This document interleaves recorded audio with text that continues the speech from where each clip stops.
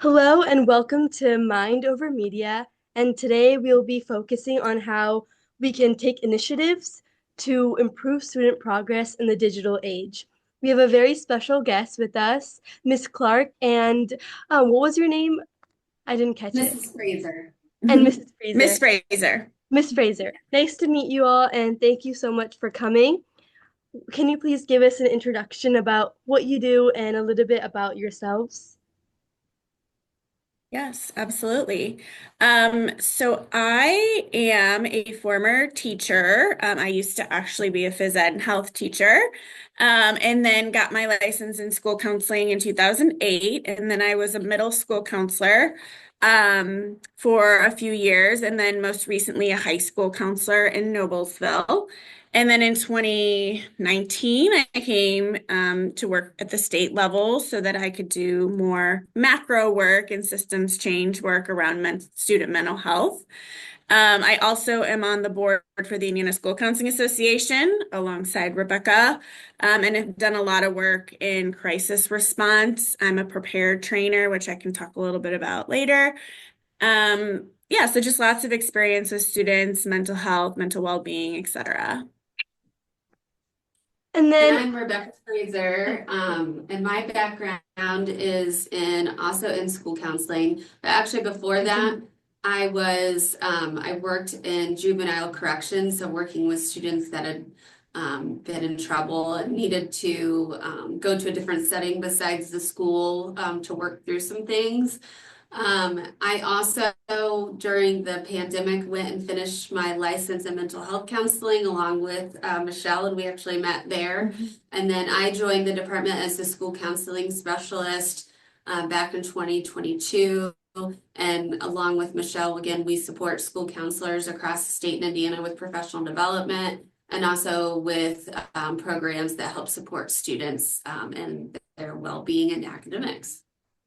well, thank you so much for joining us. And the first question we like to start off with is I know a lot of your responsibilities in your job deals with supporting students and guiding them to create healthy lifestyles, make good choices, and promote positive mental health. So, what have been some of the challenges in your role, and what have been some transformative moments that have been really inspiring to you? Hmm. Well, I would say, um, just thinking back to my time that I spent working in a high school, some of the challenges, just especially with the rise of social media, is we did see, or we have seen, an increase in poor student mental health. So a lot of students are presenting with issues with anxiety or stress. It just seemed like towards the end, I also had quite a few students with like suicidal ideation and just really having some mental health challenges that maybe weren't even diagnosed mental health concerns, but just not handling stress, day-to-day life very well. Like their coping skills were lacking. Um, but I do think it does increase with the rise of mental health because I think there's a lot of like comparison, pressure, um, the need to feel and be a certain way, and then constantly knowing where everyone is and Yeah. and like where they want to be and just the constant like notifications too. Like I think it's could be distracting. I know as an adult, it can be distracting for me, but I know students constantly feel this like need to be present both in real life and online. So those are some things that I saw in my work. I don't know, Rebecca, if you have anything. Yeah, and I was still in the school setting. I worked at Brownsburg High School, so not too far from Park Tudor during the pandemic, and I definitely saw the increase in student needs and mental health challenges, especially when we were all at home, not having that face-to-face connection. There are some students and some positives that some people like to be at home and online and do well in that environment, but I would say probably most people really need that human connection and when you can unplug, that is great, but it's hard. Heck, like she said, even myself, I'm sitting here getting a notification on my phone. It's like, put it away. But I would think the challenges of just addressing those mental health needs is that I think there's still some, I don't know, maybe it's a little bit taboo to talk about mental health. I think it's improved some over the years, but I think we still have ways to go, and that it's okay to not be okay, but we do need to have resources to support people when they have those needs. Yeah. We Miss Fraser. Yes. Oh, Oh, sorry. yeah. No, you go, I Maria. was just gonna say, so you mentioned you said you were a part of the Brownsburg High School like mental health community there. Mhm. So I was just curious if you could go a little bit more in depth about social media, especially like during the pandemic, because I know it was Sure. obviously a lot more kids started to use social media, Mhm. and I'm just curious if you could explain to us a little bit more the effects that you saw compared to previous years, and has that gotten better? Have you seen an improvement Yeah. in kids' mental health like since then, or? Yeah, I think when we went from everybody was at home and you had to use social media to connect to people and to be online to do your schoolwork even, and then coming back to in person, I think I saw a lot of kids that really struggled with being back in a regular school environment and how to deal with like anxiety, relationships, things that sometimes it's a lot easier to type through issues on the computer versus talking through issues face to face.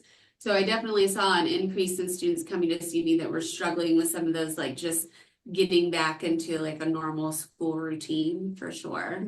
And then unfortunately, we have people that lost family members.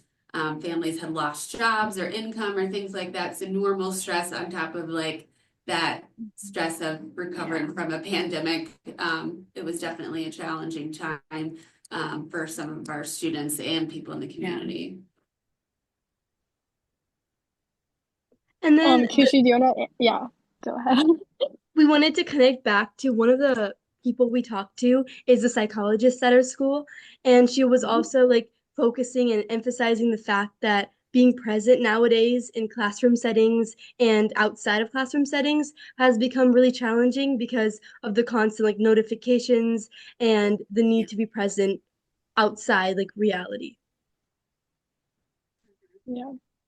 Yeah, I think that's, I mean, I have teenagers, you may know one of them, but I do feel like sometimes it is hard for them to, yeah, be present versus present in the world where their friends are wanting them to engage. And even my 10-year-old, like at 2:45, his iPad starts dinging, like the girls start calling him and texting him.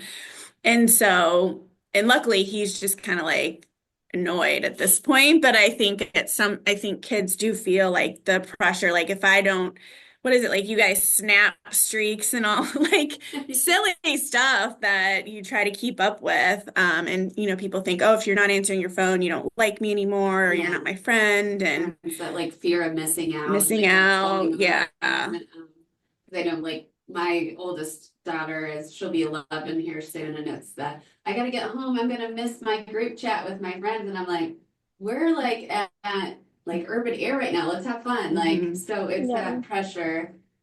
Yeah, and I Yeah. think especially kind of connecting off of your guys' points, like social media does take away too from like that aspect of like family, like life Hmm. too. I think because Hmm. like you were saying, Miss Fraser, like you wanted to spend that time with with your kid or whatever, but then Yeah. they have this alternate like universe, I guess you would say, that they want to be a part of, and that they feel like Yeah. they're missing out on. So I think that Yes. that's definitely a good point that you guys bring up with the family life being impacted by social media as well. Yeah. And And then I think, yeah. oh, sorry, go No, ahead. go That's ahead, like go the ahead. next question. No, it relates to other questions, so I'll save it. Okay. Amory, do you have any questions you want to add? Yeah, so I know you guys focus a little bit on like the family engagement too at the Mhm. Indiana Department of Education. So one of my questions was, because I know a lot of your work, I know at least some of it is student focused. But with the parent aspect, you guys do focus on like the how the parents play a role on the students, correct? Like, Yes. Yeah, we're okay. doing a lot more with like parent and family Parents. Okay. engagement. Yeah. So my question is, how do parents play a key factor in their students' mental health journey? And then what advice would you give to parents or like that you already give for them to help raise and teach their children the, I guess, to have how to have a healthier mental health or just lifestyle in general? I I mean, one thing I think is that we still have a long ways to go in educating parents and families who aren't as comfortable with talking about their mental health and mental well-being. Um, because, back, I sound like an old lady, but back in our day, it was kind of like, suck it up, like, you're fine, be tough. I don't Yeah. know. And I think now we're trying to be more understanding of our feelings and emotions. And some people aren't really quite ready for that. And so I think a lot of education is still needed to inform parents that like sometimes kids can have anxiety, but it doesn't mean that they're going to have like an anxiety disorder. Yeah. Or some kids may have an anxiety disorder and you need to seek more help. Like it's not something that they're going to grow out of or that should be ignored. But I think that's where stigma comes into play, is a lot of people don't think that, or they think that if they get counseling for their student or for themselves, that something's wrong with them or something like that. But we have, a lot of the folks that I work with who are, mental health friendly, like we all go to therapy. We all, are constantly working on ourselves and understanding. I don't know. So that's kind of my take on it. I think we just have a long way to go with helping parents understand better mental health, coping skills, steps to take if your child is struggling, just learning more about it. And just being involved in your kids' social media, because I could Mhm. say, Michelle and I, when we were, teens and growing up, like social media didn't exist. So I think a lot of parents just don't even know what's out there, to even know what conversations to have with their kiddo. As I mentioned, my oldest, like I let her get Messenger Kids, probably about 2 years ago now. Because she goes between my house and her dad's house to be able to communicate with me, but also with her friends. So just being able to, I can see who she's talking to and having conversations with her on how to have positive boundaries with social media and how to have conversations and how to address if things aren't going well. I think that's a huge piece, is that if she gets in a conversation where she feels like she's like can't handle it, that I always encourage her, come talk to me, like we'll talk through it, we'll figure it out. But again, I think some parents just don't even know like to even have that conversation because they're not aware of how the social media platforms work and how to set boundaries and limits and the parent controls, those sorts of things as well. Like I have it turns off, like she can't have any conversations after 8:30 p.m. unless it's like with me or her dad. Like I go and improve it so it shuts off so she doesn't get those notifications. And they actually don't come on, I think, until 4:30 p.m. too. So I'm not getting like dinged all day from her friends if they're messaging. So Yeah. And I think one thing too, I thought like modeling positive boundaries with social media is also a factor. I think adults can also, like even myself, sometimes get sucked into our phones or our work or our constant emails, texting, looking up things. And our kids see that and they're like, why would I have to have screen time limits when you're always on your phone? Yeah. So I think we have to model positive behaviors with social media as well. And one of the things I want to add is like it's crazy to believe and think that so many severe mental illnesses have like started because of our constant use of like the media apps. And like anxiety and depression wasn't that like stigmatic or dramatic now as it is Yeah. now, because people are constantly comparing themselves to images and standards they see online. Yeah. And I feel like way back during your age or when you were growing up, it would have been so much easier and more simple because more people were engaging outside in the natural world, whereas people are stuck in their homes now. Yeah. Yeah, and you can only Yeah. compare yourself to like, the people around you. Yeah, And not influencers that yeah, are making millions of dollars and yeah. buying these outrageous homes at 23 years old or whatever, Right. like Yeah. it was we were a little more grounded, I Yeah. think, in reality. Although we would still, like, this makes me laugh now thinking about it, like we had what they were called party lines, and you'd have one friend call another, and somebody would be on the other line, and you wouldn't know, and they would start talking bad about that person, and then Oh yeah. yeah. So I mean, there were still definitely Still ways, challenges. yeah. It was just a little bit different. And again, if you had to be at home to use the phone because there wasn't cell phones then either. Yeah. Yeah. But I do see like I see a lot of anxiety, and that Mhm. concerns Yeah. me, even with my own kids. And I don't know if it is social media, if it's other factors, if I'm just more aware. But I do worry that a lot of kids are like more like worriers because of just what The they know, pressure. what they see, the pressure and all of those things. So yeah, it's unfortunate, but Going off of kind that, of like I know you've found a lot of common patterns among the youth today. So what have been some initiatives that you are working on currently or have worked on in the past to combat those? well, one thing that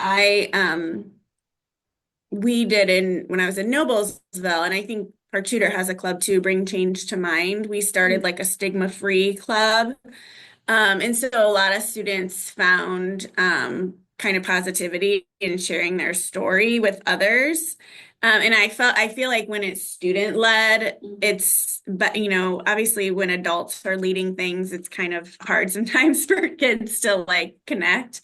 But when students are leading initiatives, then it just becomes a little bit more relevant for them. So that was like a huge club, and a lot of students participated. And then we would do things around the school to promote healthy coping skills and behaviors, and campaigns like you're doing, just to kind of help people understand that there's ways, to deal with anxiety and depression. There's places to get help, but it's also normal to have feelings this way. I don't know. That was one thing. And then one thing that Michelle and I have been working on since I joined the department is supporting school counselors and having what's called a comprehensive school counseling program.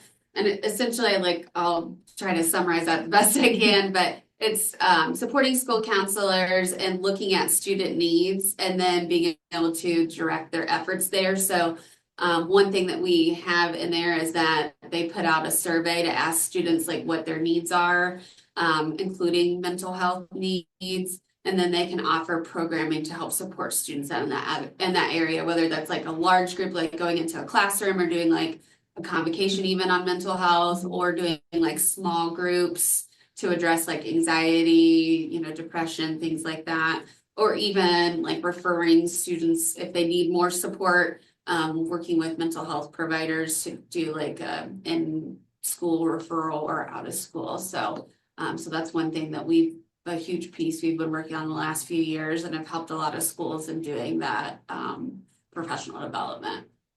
Yeah. And then I know you've been working on like the BEST initiative, which is like the building ecosystem statewide for thriving. Can you tell us a little bit about it and like the impact it's made for the youth today? Yeah, so that one is we're in kind of the discovery phase, we call it, but essentially it's actually a really cool project. We're focusing on student attendance, because that's also something that has been drastically shifted in the past like 5 to 10 years. Students, especially in grades 9 through 12, are missing a ton of school.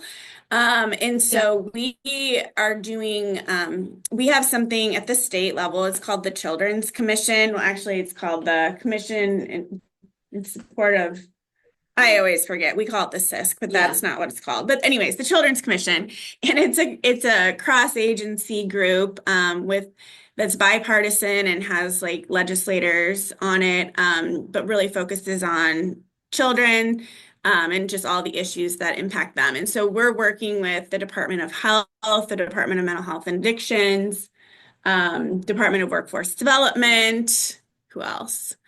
the court system, so like criminal justice. And so all of us, like we have kind of leaders from all the agencies coming together to like work on attendance issues as one, because there's so many, like if you think about, health factors can impact attendance, mental health, educational barriers, family engagement's a huge piece of that.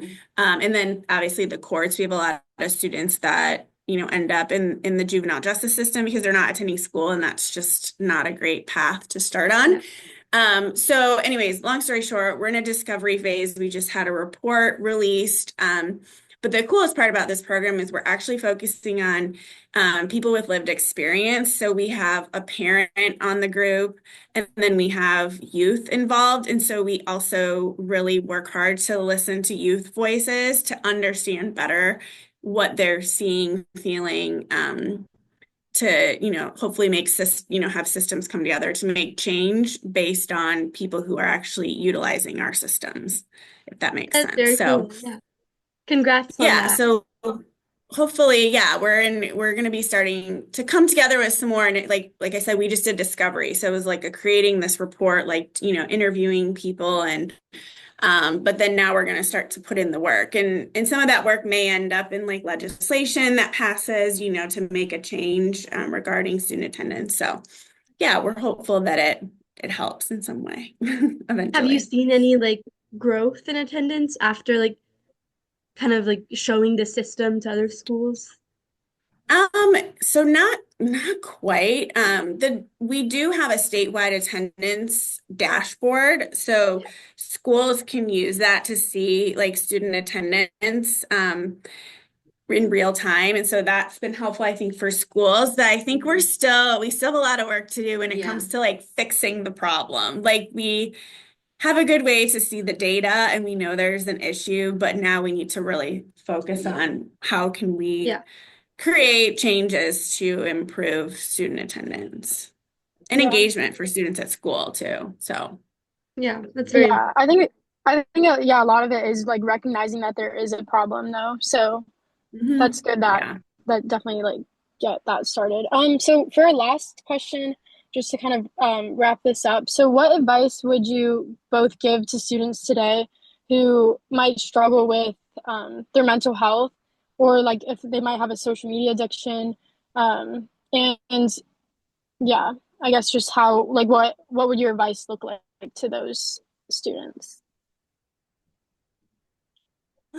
I think connection is huge. Like, and so that can look in many different ways. But like, number one, just having friends that you connect with, groups, activities, sports, engaging in something that kind of helps you get out of the house and out of your phone, because you have less time to engage with social media. Especially in high school, like there's so many things you all can be involved with. And I also think with mental health too, just if you're struggling, you have to seek help from an adult who understands mental health. And it could be, a teacher, an aunt, an uncle, it could be a school counselor, it could be a psychologist at your school. Like, there's lots of people that can help, but it's really hard when you just rely on your friends to help you through mental health concerns, because then I think we're also seeing our friends become burned out and stressed because their friends are stressed, and it's like causing a huge cycle. I don't know. That's a my domino thought. effect. Yeah. Are there any? Oh yeah. No, I was just gonna say, are there any other comments that you guys? I was just gonna say, echoing that, it's okay to fail. I think that's something I've noticed with my oldest daughter, is that like this perfectionism. And again, I think it goes along with the social media, and like it seems like everybody else has it figured out and great things happen for them. But failing is what helps us find what we're good at and what we're passionate about. Most people, if you look at famous people, have had many jobs where they thought it was going to be the best thing ever and they failed at it, and then they ended up finding their path. So I think that's one key thing that I tell all students, is that it's okay to not be perfect at everything. You just have to keep trying and finding your way. And some people it takes longer than others, and that's okay. That doesn't mean that you still don't learn things along the way or have valuable things that you can take from those experiences. Yeah, absolutely. No, that was Growth, great. Thank you. resilience. Yeah. Resilience, yeah. Thank you so much Yes. for coming. We appreciate your time and your advice was Yeah, really thank you for having lovely us. for the youth today. We appreciate what you're doing Mhm. to make a positive difference. That's huge to keep up the good work. Yeah, Thank you. absolutely.